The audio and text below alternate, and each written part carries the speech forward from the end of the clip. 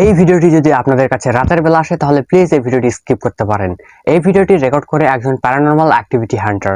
সে একটি শুনশান জায়গায় যায় প্যারানর্মাল অ্যাক্টিভিটি রেকর্ড করার জন্য। ওই জায়গাটা অনেক আগেই অনেক লোকজন ছেড়ে দিয়েছে প্যারানর্মাল অ্যাক্টিভিটির কারণে।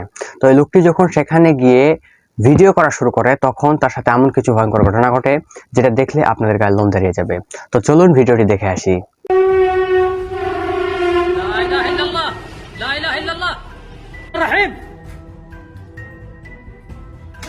لا إله إلا الله لا إله إلا الله أعوذ بكلمات الله التامات من شر ما خلق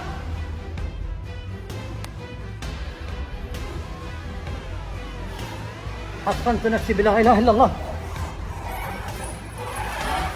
أعوذ بكلمات الله التامات من شر ما خلق لا إله إلا الله